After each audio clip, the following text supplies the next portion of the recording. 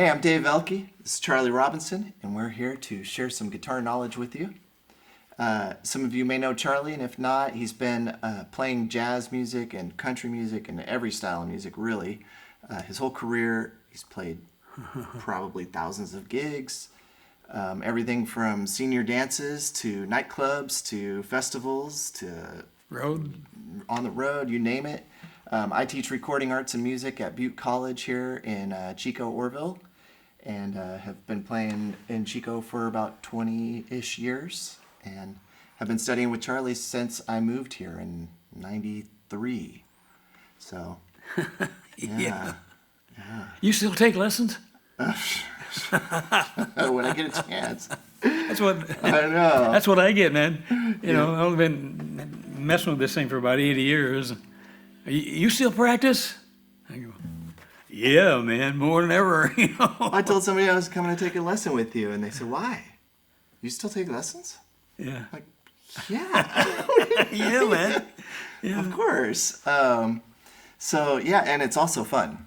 It's fun to get to hang out with Charlie and learn stuff, and there's always a fun story or joke or some kind of a thing. Yeah, always something going on. Some stories, but most of all, some guitar stuff that will just open your mind and kind of help you play better. And Yeah, that's the point. yep, that's the idea. We just want to share some cool stuff that'll help you play better, basically, right? Yep.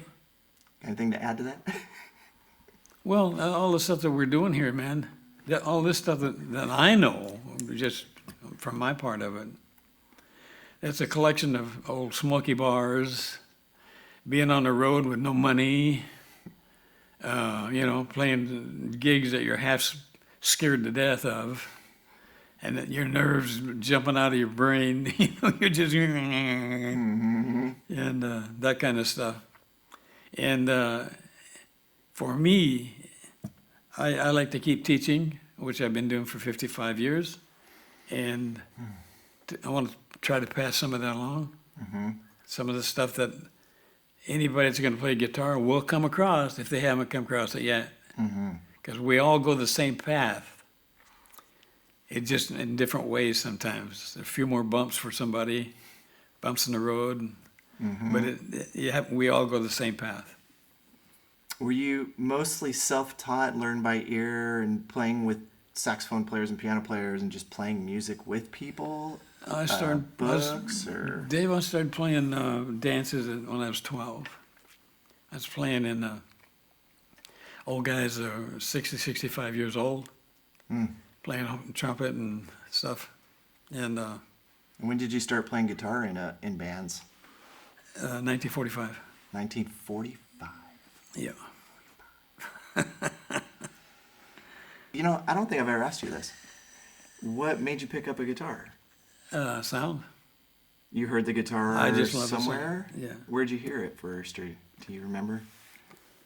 Was it My folks used to listen to Grand Ole Opry. I didn't like I didn't like it.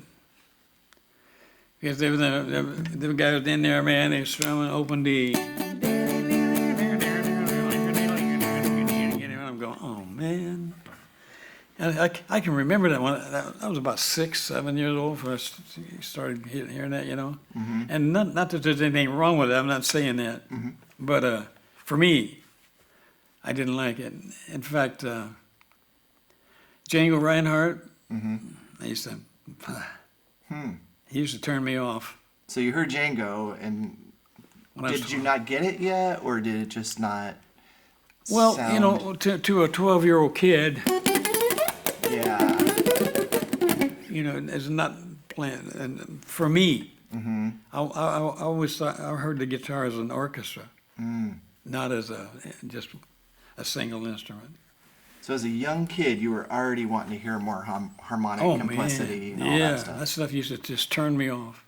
Wow. So what was the first kind of song that you wanted to learn then that you heard you were, I think I wanna-" Boy, that's a good question. Something pulled you into... Something that had some quality to it. Now, you had a lot of interest in Chet, right? In Chet's music?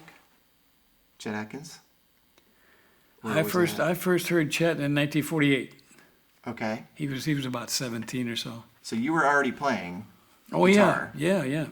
And then you heard Chet. 48, I've been playing in bands since 45, so I'd been 3 or 4 years at the time.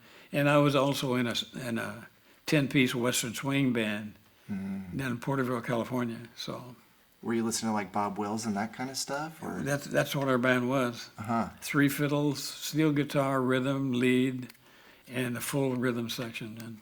And Were you rhythm or lead or both? Or? lead. Lead. And how old were you? 14. Lead guitar in a Texas swing band at 14? In fact, my first girlfriend was a country star, Jeannie Shepherd. Huh. She was from Visalia, and I lived in Porterville. She was 15, had her own band, and I was in 14 and playing in the Western Swing Band. Wow. And how did you learn those lead lines? Just by ear or listening to records? Or did you have someone sit down and show you some stuff? Or? I used to practice with records all the time. I get my big horn and out, and put that on there and listen to Woody Herman, whoever I could get a hold of. And I would take horn sections. I'd hear 4 trombones going, bah, and that's a nice chord, and I'd go, I got to get that. So I would dig it out of the guitar. See? That's how I learned my chords and stuff, and tonality. Always had a good ear, man. For just fortunate and having a good ear. So you found at a young age you could hear like a 4-part horn and find the individual notes. Absolutely. That was my fun of practicing. I got a diary for a Christmas present one time from the band leader there when I was living in Placerville, my first gig. And I finally just quit writing in it. Every page, got up, had breakfast, went to school, came home, practiced guitar. Next day, got up, had something for breakfast, and went to school, come home, practiced my guitar. I finally got tired of writing it, so I just quit writing. Gee, same thing over and over and over every day, man. And Saturday and Sunday, over the weekends, I used to spend the whole day in there with the record player, man. Wow. And now, okay, so if you're in there with the record player, learning by ear, are you writing anything down, or are you just memorizing? Memorizing, yeah. And then are you putting names to those things, or just hearing them and they're here? At the time, I didn't know. So you learn the names and the theory later, and kind of. Yeah. Do you think that helped you? Because it seems like you can play what you hear. Absolutely. Which is the ultimate goal, but it seems like you went there first, which is where everybody tries to get to through all of their practice. That's why I say good ears, though. Yeah. Just a good head for it, man. Huh. That's fascinating. Always had trouble sleeping at night, and I always, the way I would get to sleep would be to visualize. I used to just make up beautiful songs and with a big orchestra with violins and all that stuff, and just lull myself to sleep that way, And through my experiences in my life, separations, divorces, and stuff like that, I lost a lot of that. In my midlife, 40s and 50s, I hated it. This is my first song I wrote, man.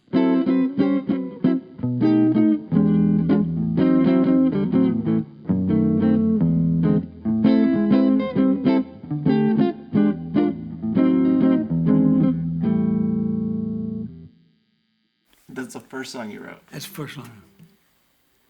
Most people can't remember their first song, much less play chords like that for their first song. I know. Most of us are trying to. But I just want to, show you that, where my ears were and stuff. Yeah. So, just fortunate, man.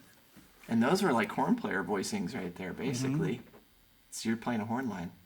That's interesting, because that's how I learned funk guitar, listening to James Brown horn players. Well, I got that off of records, Listen to. Yeah,